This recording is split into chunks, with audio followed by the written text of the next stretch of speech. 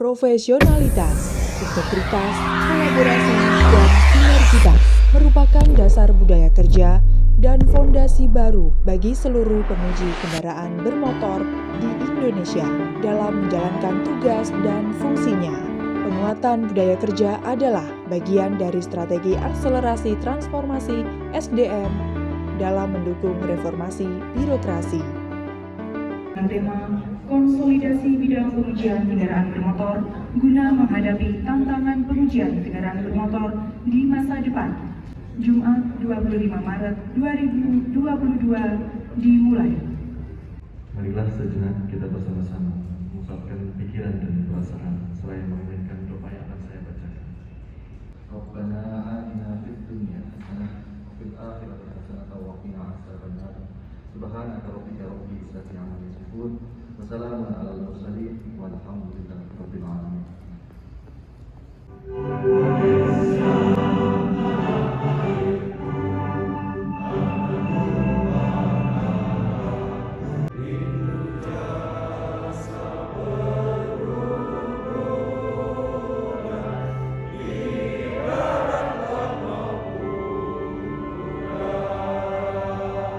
Perkenankan kami sampaikan laporan pelaksanaan kegiatan pembinaan teknis penyegaran penguji berkala kendaraan bermotor tahun 2022 sebagai berikut. Yang pertama adalah sebagaimana diamanatkan dalam Undang-Undang Nomor 22 Tahun 2009 tentang lalu lintas dan angkutan jalan. Kemudian Peraturan Pemerintah Nomor 55 Tahun 2012. Bapak Ibu, para penguji, saya kembalinya ke daerah masing-masing agar dapat benar-benar membagikan pengetahuan baru dan informasi yang diperoleh selama mengikuti kegiatan ini, serta menerapkannya dalam melaksanakan pengujian kendaraan bermotor secara profesional. Demikian laporan pelaksanaan kegiatan ini. Kita sangat berharap beberapa substansi dan juga materi yang disampaikan oleh para narasumber sangat penting untuk kita. Untuk itu saya minta teman-teman sekalian untuk bisa mendengarkan, mencermati, dan nantinya akan kita refleksikan dalam kegiatan kita sehari-hari. Kiranya kita semua memperhatikan fenomena yang terjadi saat ini, yaitu dengan perkembangan teknologi dan juga informasi, dan juga era yang menjadi yang harus kita laksanakan bersama di saat Presiden Jokowi ini, yaitu menyangkut masalah keterbukaan yang harus kita jaga betul. Terkait dengan masalah keterbukaan, terkait juga masalah kecepatan dan peningkatan pelayanan. Berbicara mengenai pengujian kendaraan bermotor berdasarkan pada finding yang saya temukan di lapangan, bagaimana kinerja kita memberikan kontribusi dan bersinergi dalam rangka peningkatan keselamatan yang menjadi tugas kita sesuai dengan tanggung jawab RUNK. Kita tahu semuanya bahwa saat sekarang ini Kementerian Perhubungan diberikan mandat yang cukup untuk bagaimana kita menjamin kendaraan yang ada dan digunakan oleh masyarakat adalah berkeselamatan, profesional, dan integritas. Apalah artinya kita mampu, bisa, tapi tidak berintegritas. Para peserta sekalian sebagai penguji kendaraan bermotor di seluruh Indonesia, profesi ini adalah sebagai kemampuan yang kemudian menurut saya harus punya kode etik. Secara teknis, tanggung jawab adalah moral. Sama dengan dokter. Saya yakin dan percaya, mungkin bukan ada, tapi banyak di antara kita yang diajak oleh para operator kendaraan truk, bus, atau kemudian karoseri untuk kemudian melanggar terhadap profesi kita. Nah, kita sekarang bagaimana caranya? Kalau diajak untuk berbuat tidak baik kontraktual, langsung aja disampaikan melanggar profesi nggak boleh. Bisa atau enggak? Mau atau enggak? Jadi semakin lama harusnya kita semakin mempunyai harga diri. Tapi bukan salah anggota kita, Pak. Salah kita juga dalam membangun sistemnya. Salah kita juga dalam rangka untuk tata kelolanya. Termasuk juga dalam memberikan rewardnya.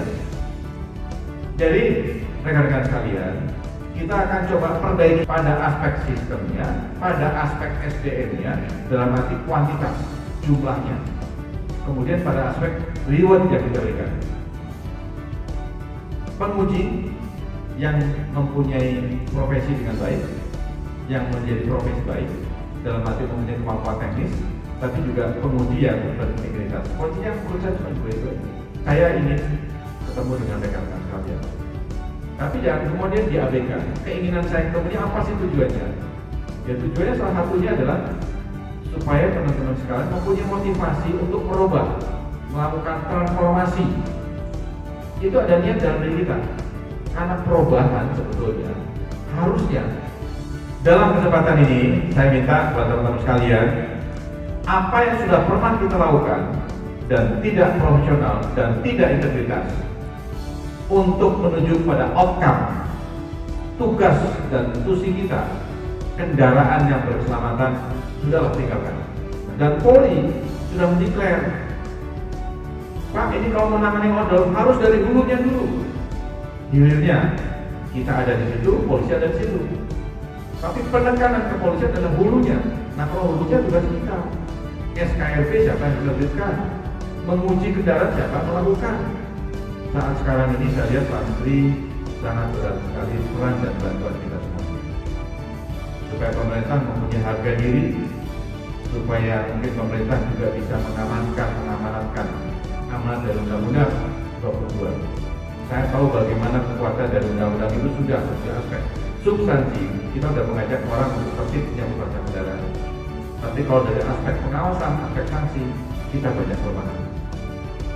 Saya sangat berharap banyak kepada para pengemudi kendaraan bermotor yang hadir pada kegiatan bimbingan TENS ini bisa menjadi contoh bagi pengemudi kendaraan bermotor dan leader dalam menghadapi tantangan masa depan. Indonesia saat sekarang ini melalui Kementerian Perhubungan, Dirjen Perhubungan Darat, teman-teman harus bangga. Saat sekarang ini kita lagi proses dalam rangka tender untuk pembangunan proving ground, sebuah lokasi, sebuah alat, kemudian sebuah mekanisme yang akan menjamin pengujian kendaraan yang diproduksi di Indonesia saat sekarang ini baik digunakan oleh lokal kita atau untuk ekspor, itu dijamin aspek keselamatan. Dan nantinya dengan kita bisa membangun proving ground seperti ini, kita harusnya bangga dengan anggaran cukup besar 3,7 triliun, dan kita akan bisa menjadi leader untuk beberapa negara ASEAN. Jangankan ASEAN, Asia juga kita akan lebih bisa lagi menjamin. Jadi kita harus bangga dengan profesi kita, sama dengan dokter, Pak. Dan saya harapkan nanti mungkin semakin lama ya, hal-hal yang mungkin nggak mau berubah, tinggalin aja Pak. Kita tegas-tegasan masih banyak kok orang menguji. Ya kita semuanya saat satu sisi kita sedang betul-betul memperbaiki, satu sisi kita sudah memiliki standar pelayanan yang baik, tapi sisi yang lain di beberapa daerah masih bolong-bolong begitu. Tinggalnya teman-teman sekalian, saya yakin Pak yang hadir di sini dan juga hadir secara virtual, mudah-mudahan saya sampaikan secara faktual kondisi yang ada akan semakin menyadarkan kepada kita bahwa kita hadir untuk keselamatan untuk kendaraan Indonesia. Ada beberapa kesalahan lama yang terpelihara dengan baik di kita. Karena Pak, dari kita kurang aware, dari kita kurang peduli. Tapi kalau itu kita biarkan terus-menerus, kemana harga diri kita sebagai penguji? Kemana harga diri kita sebagai insan perhubungan? Yang saya maksudkan adalah menyambut masalah pemalsuan kartu KIR terjadi di mana-mana oleh kita. Dan dampak dari itu semuanya, suburlah dalam ekosistem pengujian kendaraan bermotor, namanya adalah Calo, namanya adalah Biro Jasa, yang sekarang masih digunakan oleh operator kita. Tapi yang terjadi, banyak dari operator ditipu oleh para calo, oleh para biro jasa itu. Kalau seperti ini, letaknya adalah di pengawasan. Tapi kemarin Pak Kakor Polri sudah menyampaikan kepada kita, kepada saya, tidak hanya saya mendengar, para direktur yang saya bawa ke Korantas juga mendengar, Pak Suranto juga mendengar. Saya akan bantu menyangkut masalah pemalsuan kartu KIR. Tolong tindak Pak. Itu dokumen negara. Dan saya sudah menangkap kerjasama dengan Polres Jakarta Utara. Itu dilakukan oleh oknum internal kita yang sudah pensiun, oleh oknum yang paham dan orang kita yang sudah pensiun. Dibantu anaknya, 9 tahun sudah menekuni profesi itu. Kita paham bagaimana tentang masalah sebelum menyambut masalah di berdalam. Kalau pensiun mau silakan ikut di situ. Tapi sifatnya bantu saja, bukan palsu. Ya, ini saya tekankan, saya sampaikan ke teman-teman sekalian supaya minimal kita, ayolah kita semangatnya sama-sama. Yang palsu sikat. Siapapun dia, mau anggota kita, mau apa dan sebagainya. Pemalsuan 263 KUHP, ancamannya hukuman penjara lebih dari 5 tahun. Tapi bukan hanya itu, ini dokumen negara dan ada PNBP-nya, ada juga dengan menyangkut masalah pajak untuk daerahnya. Nah, saya harapkan mungkin teman-teman sekalian walaupun sebagai penguji minimal memberikan masukan kepada para kadisubnya masing-masing, ya imbangi Pak dengan operasi-operasi lah. Dalam 1 tahun minimal bulan ini di sub sini ada operasi, bulan ini di sub ini dan sebagainya. Akhirnya kita mempersempit ruang gerak dari para operator, dari para calo, dari para mungkin orang-orang yang akan menggerus terhadap tata kelola ekosistem kita. Kesiapan pengujian kendaraan bermotor dalam terbitnya Undang-Undang Nomor 1 Tahun 2022 menyatakan bahwa hubungan keuangan antara pemerintah pusat dan juga pemerintah daerah menjadi salah satu hal yang sangat penting, dan kemudian hal ini saja yang dapat dilakukan untuk mempersiapkan tantangan tersebut perlu diperhatikan dengan baik. Harapannya melalui kegiatan bimbingan teknis penyelenggaraan, para penguji kendaraan bermotor ini dapat memberikan manfaat bagi penguji untuk bekerja lebih baik. Penguji kendaraan bermotor diharapkan mampu memiliki sikap profesionalisme dalam upaya memperbaiki pelayanan publik melalui kegiatan ini sekaligus untuk menyegarkan wawasan kita di bidang pengujian kendaraan bermotor. Wawasan kita tidak hanya cukup pada pengujian saja, tapi perlu ditambah, perlu juga ada kemampuan non teknis yang lain yang ada pada diri kita. Saya kira kita sudah tahu bagaimana Pak Presiden Jokowi sangat mungkin ingin meningkatkan kehadiran pemerintah, memberikan pelayanan yang baik kepada masyarakat. Bukan lagi kita sebagai orang yang harus dilayani, tapi kita ada memberikan pelayanan. Jadi kita harus bisa memberikan yang terbaik, kita harus sopan dan sebagainya. Jadi saya harapkan perubahan yang dilakukan dalam kita untuk mentransformasi terhadap tata cara pengujian baik yang ada di BPTD atau baik yang ada di disub, kita harapkan harus berubah secara total. Yang intinya adalah kita harus bisa memberikan satu target yang bisa dijadikan sebagai pedoman oleh masyarakat kita. Teman-teman sekalian, kadang-kadang kita terjebak dengan hal-hal yang sifatnya normatif, tapi kemudian saat kita mengimplementasikan tidak sejalan dengan itu. Kegiatan BIMTEK yang diselenggarakan ini juga sekaligus mengumpulkan pengurus organisasi profesi TKP. Diharapkan organisasi ini bisa berperan aktif dalam membantu pengujian kendaraan bermotor menghadapi tantangan di bidang pengujian kendaraan bermotor. Organisasi yang dapat membantu kami untuk bisa meningkatkan keselamatan transportasi dari aspek kendaraan. Ya akhirnya kalau menurut saya ujung-ujungnya kepada keselamatan. Jadi kalau rekan-rekan sekalian melakukan pengujian buat apa? Keselamatan. Dan itu adalah domain utama kita, itu adalah tugas pokok kita. Dan Indonesia, kita harusnya malu, ya. Kita termasuk negara yang angka kecelakaan itu cukup tinggi, tingkat kemacetan juga cukup tinggi. Saya yakin dan percaya bahwa hasil dari kegiatan BIMTEK ini dapat menjadi input berharga bagi para penguji. Ketua Ikatan Penguji Kendaraan Bermotor Indonesia lewat Pak Ketua nanti, saya berharap banyak.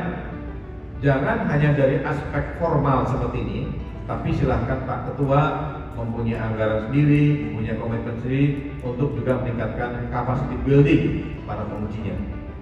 Saya terus aja kalau lihat seragam para penguji saya bangga juga. Bajunya, celananya, identitasnya jelas, tapi harusnya diimbangi juga dengan yang performance seperti ini. Diimbangi juga adalah dengan peningkatan atau kemudian tanggung jawab kita sebagai penguji yang sesuai dengan tuntutan apa yang ada dalam regulasi kita. Jadi artinya kebanggaan teman-teman sekalian dengan performa yang seperti ini akan dijawab dengan kemampuan kita, tanggung jawab kita dalam menjalankan tugas. Saya yakin ini bisa dilakukan oleh teman-teman sekalian. Harapan saya yang terakhir, apa yang saya sampaikan ini silakan ucapkan. Kalau mungkin tidak sesuai, saya mohon maaf. Dan tadi ada masukan cukup bagus dari Pak Suranto. Barangkali perlu invest dan sebagainya, saya akan coba gagas dengan beberapa kelompok kepentingan yang lain. Yang jelas saya minta bantuan teman-teman sekalian untuk bisa melaksanakan tugas sesuai dengan tuntutan yang ada. Selamat juga kepada pengurus baru. Semoga pengurus baru nanti ini akan menjadi mitra kita dengan tujuan adalah semakin meningkatkan tanggung jawab kita dalam mewujudkan kendala keselamatan dan juga untuk meningkatkan keselamatan transportasi jalan di Indonesia dari sekarang sampai ke depan. Demikian. Dengan semangat perubahan, IPKBI berkomitmen untuk meningkatkan kinerja secara konsisten, selalu belajar untuk meningkatkan kapasitas, mampu beradaptasi dengan perubahan, menjawab tantangan yang selalu dinamis serta tidak menyalahgunakan kewenangan, sehingga mampu menyeimbangkan tuntutan dan profesionalitas. Kami bisa, kami bangun, kami siap mewujudkan kendaraan yang berkeselamatan, memenuhi standar persyaratan teknis layak jalan, dan akan terus berkomitmen dalam peningkatan keselamatan transportasi di Indonesia. Baik, kepada pengurus IPKBI yang baru terpilih, saya akan menyampaikan pernyataan pengunduran sebagai mulai kepengurusan yang baru, dan saya termasuk kita semua di belakang, termasuk yang lagi jujur, semuanya sangat berharap kepada hidupan saya ini dan juga yang tidak hadir, pengurus yang lain kita kalian yang hadir untuk menjalankan profesi ini dengan baik sesuai dengan tuntutan dari regulasi dan juga kebijakan-kebijakan yang dijalankan untuk tugas dari IPKBI yang sangat mulia ini. Ya, saya katakan tugas IPKBI sangat mulia. Untuk itu pernyataan pengumuman akan saya bacakan dengan memohon ridho Allah Subhanahu wa Ta'ala selaku Dirjen Perhubungan Darat pada hari ini Jumat tanggal 25 Maret 2022, saya mengukuhkan pengurus organisasi profesi Ikatan Pengemudi Kendaraan Bermotor Indonesia periode tahun 2021-2025. Selamat menjalankan tugas, selamat bekerja, dan terima kasih.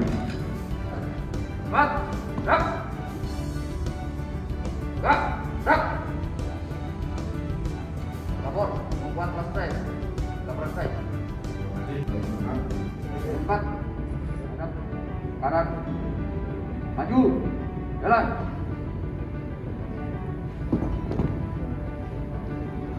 Jadi pengaturan pajak daerah ini ada beberapa yang menjadi highlight sebetulnya dari Undang-Undang Nomor 1 ini. Memang kita tidak bisa melihat satu jenis objek atau satu jenis pajak. Undang-Undang Nomor 1 itu memang menyebutkan bahwa atas beberapa layanan publik yang menjadi kewajiban atau tanggung jawab dari pemerintah daerah. Tentunya keselamatan ini kan memang tanggung jawab dari pemerintah ya.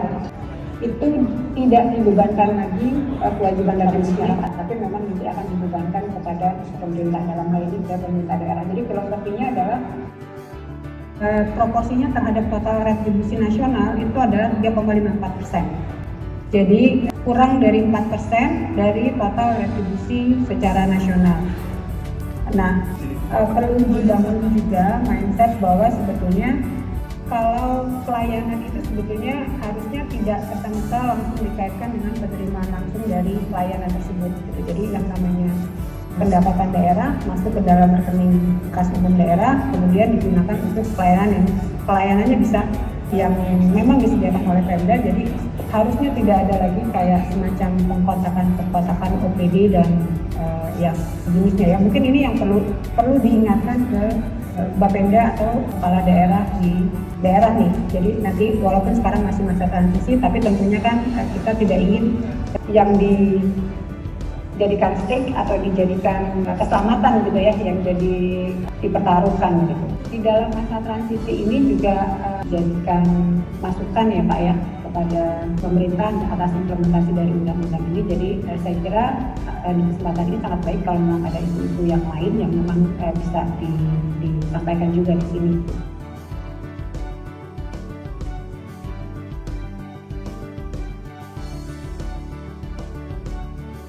Kita juga di daerah-daerah selama ini juga ada yang memang dijadikan menjadi PHD ya, pengembangan asli daerah, terutama untuk daerah-daerah yang memang banyak. Ini juga perhitungannya seperti apa, organisasinya dari pusatnya untuk daerah terkait dengan kemudian swasta itu juga. Di sana juga kan ada juga pajak terkait dengan PPN-nya dan sebagainya, itu juga nanti menjadi objek pajak khusus dari pemerintah daerah juga.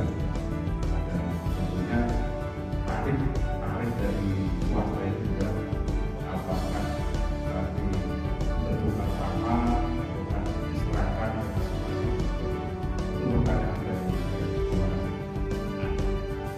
dengan adanya sepertinya ini kami ingin menanyakan apakah kami boleh melanjutkan proses pembentukan UPTD TKP dalam tata kelolaan BLUD, di mana nantinya BLUD itu tidak ada lagi memakai istilah retribusi kemudian, tapi tarif layanan jasa umum kepada masyarakat.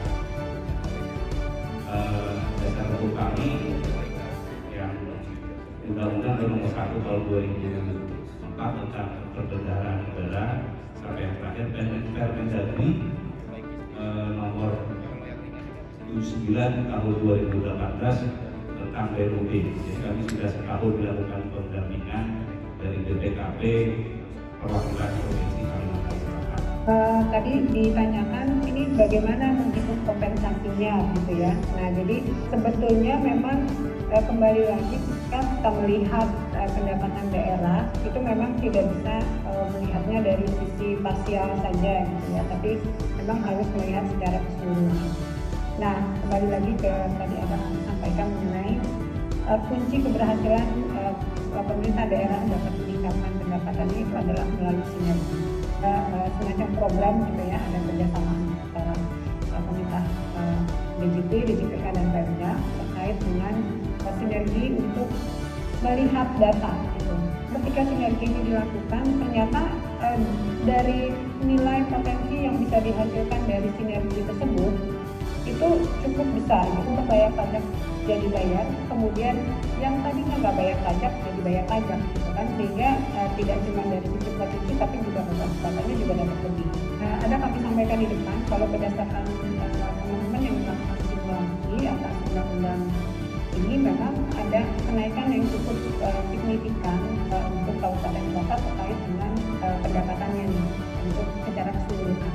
Nah, jadi itu belum memasukkan jenis-jenis objek yang baru, karena yang seperti kali parking itu kan saat ini kita belum ada datanya ya. Kan tren penyebab kecelakaan dari aspek kendaraan ini sebagai bahan-bahan dari hasil investigasi yang saya harapkan ini bisa menjadi pemikiran bagi kita semua untuk kedepannya seperti apa yang menjadikan perhatian kita yang memprihatinkan sekali.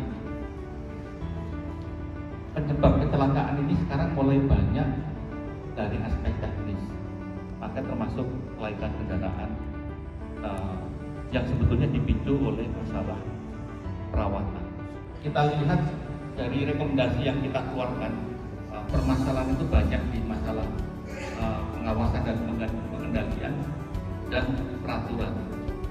Kami berharap bapak-bapak penguji dari baik dari BPTD atau penguji berkala ini sebetulnya perannya sangat penting bagaimana masalah terutama pengawasan dan pengendalian, karena yang paling akhir dari sampai komando itu sebagian besar ada di kemudian ini. Pak Dwi yang jatuhnya masih mengumumkan, jadi sering regulasi kemarin juga kita diskusi di pemupakar itu juga yang para pakar itu juga bingung, jadi regulasi ini memang harus terus aktif diperbanyak. Perlu sinkronisasi antara direktorat tadi seperti contoh kedua yang bagaimana sinkronisasi antara kementerian, pemerintah daerah dan yang lain. 5 tahun 2002 masih belum bisa dikatakan sukses, masih banyak hal-hal yang perlu diimprove, apalagi di transportasi darat ini baru dimulai. Crazy, your people is crazy. Bagaimana kita melihat satu bahaya apa tidak, karena memang tergantung dari safety factor.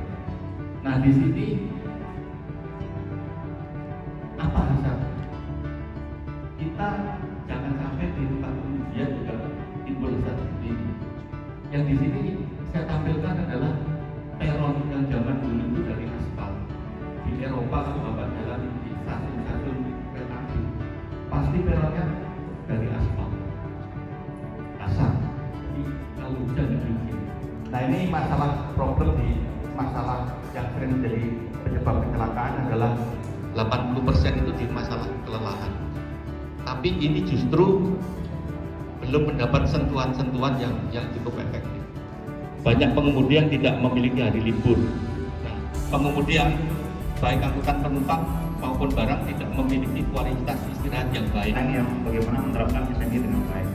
Nah, kemudian dalam penerapan SNI ini kan harus dipastikan benar nggak, memenuhi syarat nggak sesuai yang ada di SNI. Syarat-syarat di SNI misalkan ya ambang batas, ya gitu ya, atau mutu, pelaminannya harus sekian dan seterusnya. Itu untuk mengecek itu semua, maka ada yang disebut lembaga penilaian kesesuaian.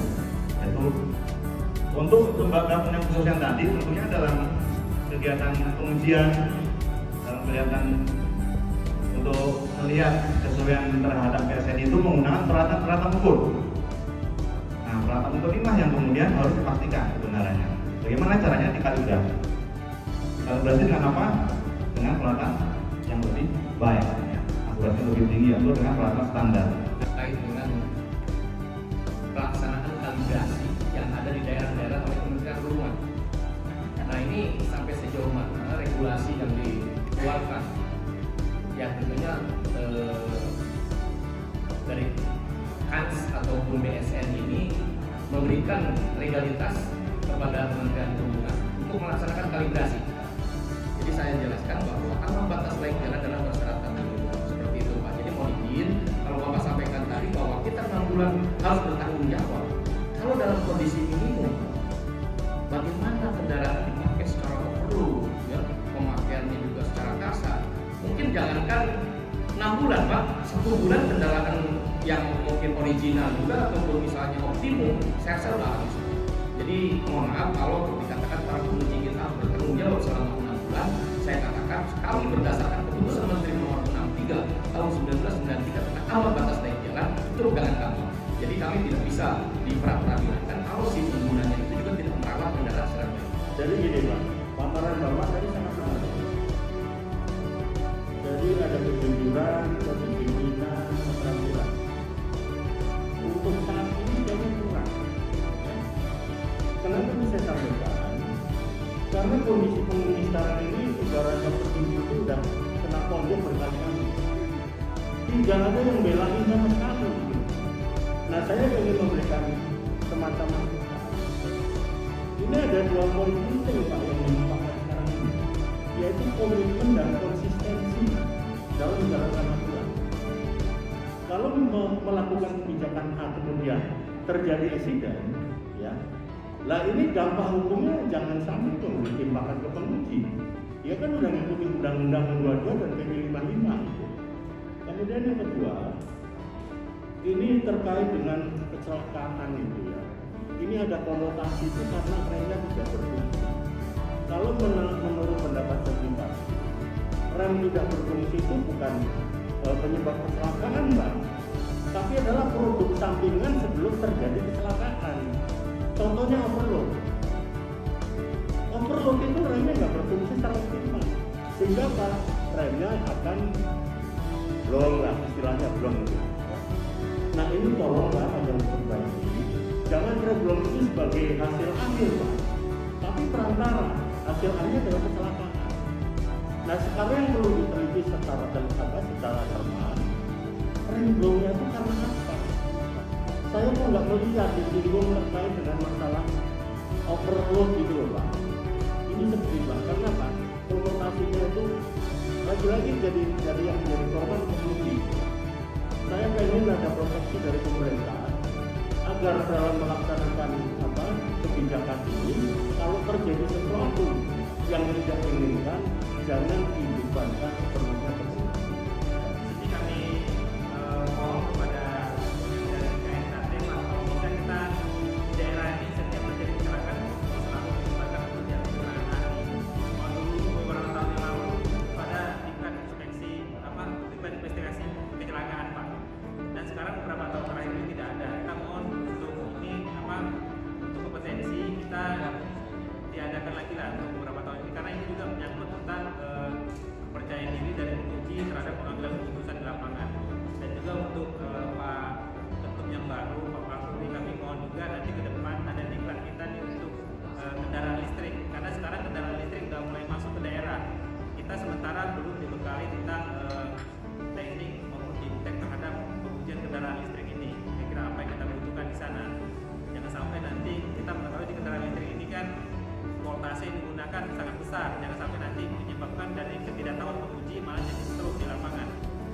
Selanjutnya saya ucapkan terima kasih kepada para hadirin yang hadir secara fisik di Grand Aquila Hotel ini, dan juga kepada hadirin yang hadir secara Zoom ataupun online, dan juga kepada para narasumber, pembahas, dan juga para moderator.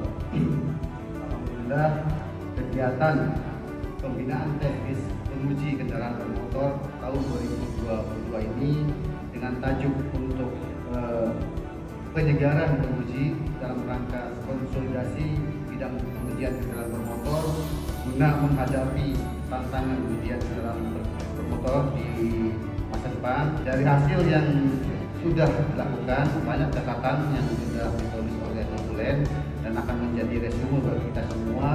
Mudah-mudahan bisa menjadi sampaikan kepada pimpinan. Tadi kita jelaskan arahan dari Pak Dirjen terkait dengan bagaimana menyikapi tugas dan tanggung jawab kita dalam rangka menciptakan kendaraan yang berkeselamatan. Selanjutnya kita juga perlu melakukan koordinasi dan komunikasi dengan Kementerian Keuangan, dalam hal ini Direktorat Jenderal Perimbangan Keuangan, bagaimana menyikapi ataupun mendapatkan kejelasan kembali terhadap Undang-Undang Nomor 1 Tahun 2022. Berikutnya juga beberapa rekomendasi dari KNKT bisa menjadi catatan bagi kita semua, dan tadi ada tambahan wawasan pengetahuan terkait dengan kalibrasi dari Komite Akreditasi Nasional. Sekali lagi Bapak Direktur Sarana Transportasi Jalan mengucapkan terima kasih dan apresiasi kepada hadirin semua yang hadir di sini baik secara fisik maupun online, sehingga kegiatan bisa berjalan dengan lancar. Akhir kata, dengan mengucapkan Alhamdulillahirabbil alamin, kegiatan pembinaan teknis penguji kendaraan bermotor tahun 2022 dengan resmi ditutup.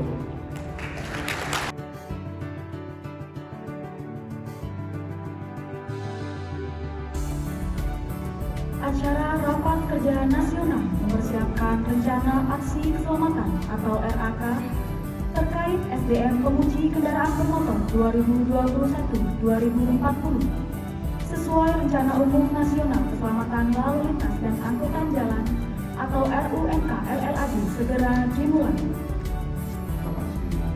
Dapat memberi hikmat sehat dan dapat berkumpul dalam hal untuk menjangkau ya, pengujian ke depan agar lebih baik, dan SDM Provinsi Penguji ini juga harus kita pikirkan bersama ke depan supaya lebih profesionalisme dan memiliki integritas yang tinggi sesuai harapan Bapak Dirjen Negara. Diberi pesan oleh Bapak Dirjen bahwa untuk menuju profesionalisme itu adalah outputnya dan outcome-nya nanti seperti apa, dan untuk integritas penguji itu output dan outcome-nya seperti apa nanti akan kita ya selaraskan dengan program yang kita namakan program rencana umum masalah keselamatan kurang lebih 10 tahun ke depan. Penguji kita ini harus bisa kita benahi bersama.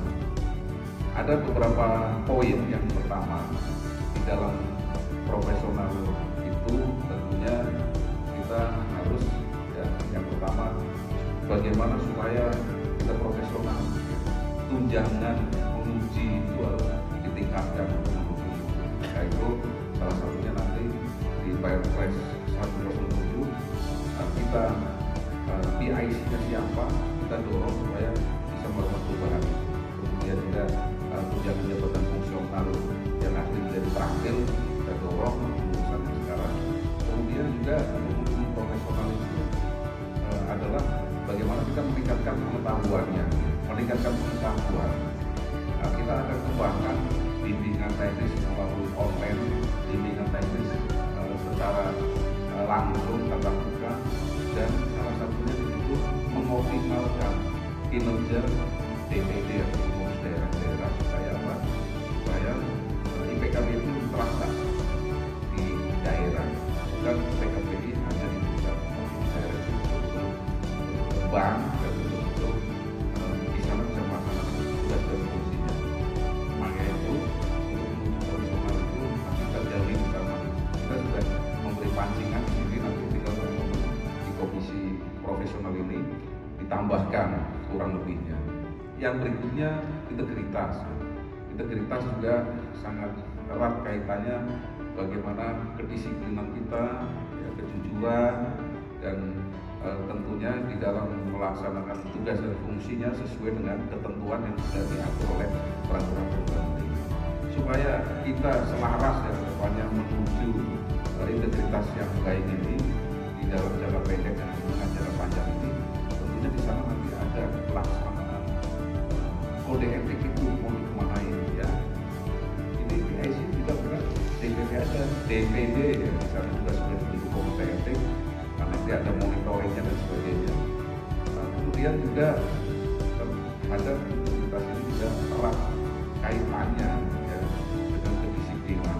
Kedisiplinan kita tahu sendiri ya, kira di dalam titik terendah nih, mau nggak mau harus kita kembali yang senior untuk memperbaiki bersama dari mulai psikokompetensi kita seperti apa dan kita bahas di sini. Kemudian pendidikan dan latihannya seperti apa kita bahas di sini.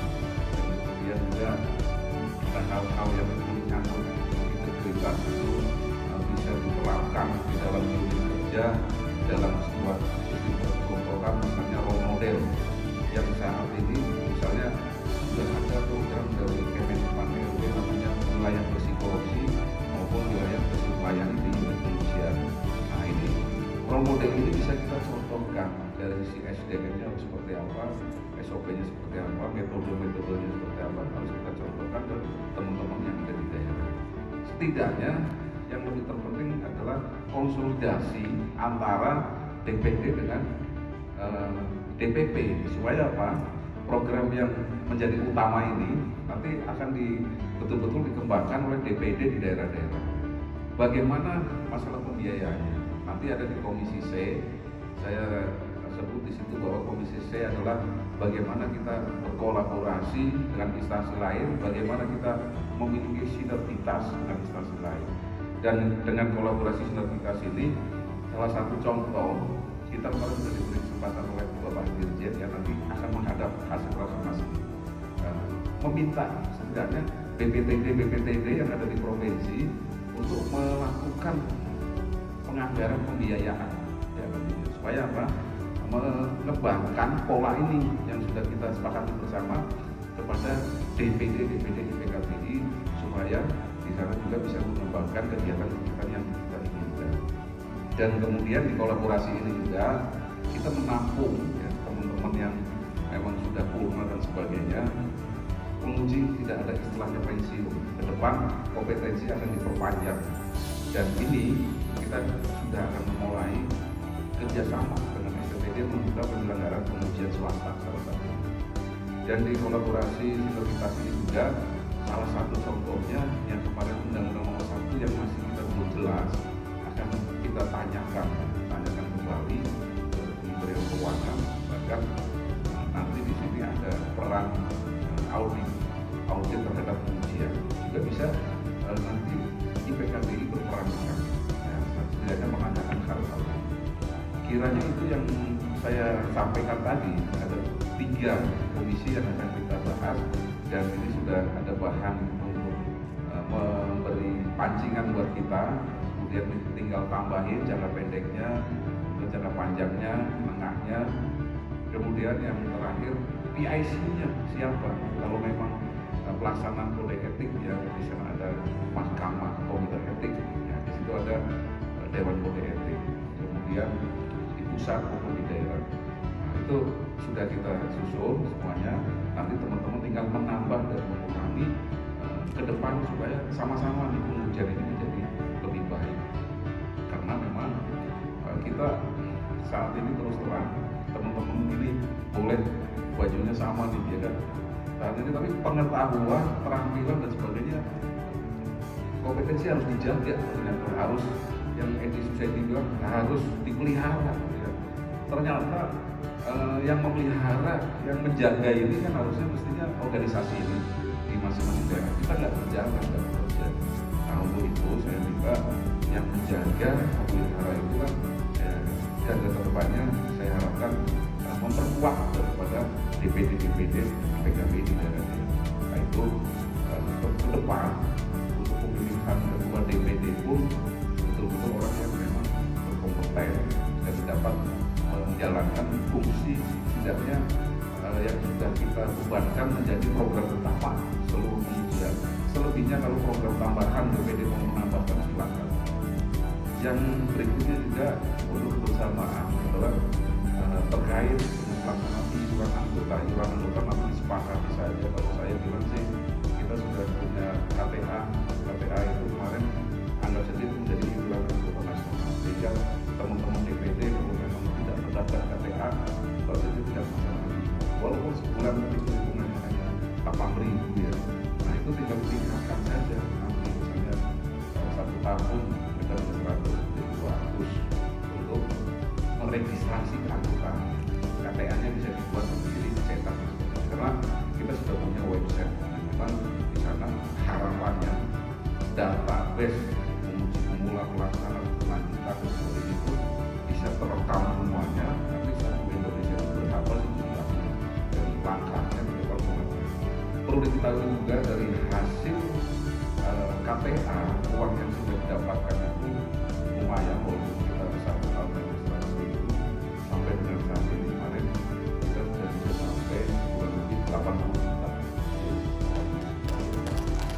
Jadi uang itu sudah dikembangkan untuk membangun ya desain kantor IPKBI di Cibitung atau PPLJ SKP. Kita diberi kantor DPP oleh Direktur karena nanti kantornya di kantor pusat dan kantornya sudah bikin dan besok tanggal 25 ya hari Senin Pak Kantor untuk teman-teman dari mana saja misalnya akan berkunjung ke Jakarta boleh rapat di sana. Nanti kita akan membuat klinik untuk diskusi di sana ada di Dewan Pakar yang memang mumpuni dan klinik Dewan Kode Etik dan sebagainya. Konsultasinya bisa melalui via WA, via telepon atau datang ke lokasi langsung. Bagaimana pengembangan organisasi ke depan supaya menjadi lebih terarah harapannya.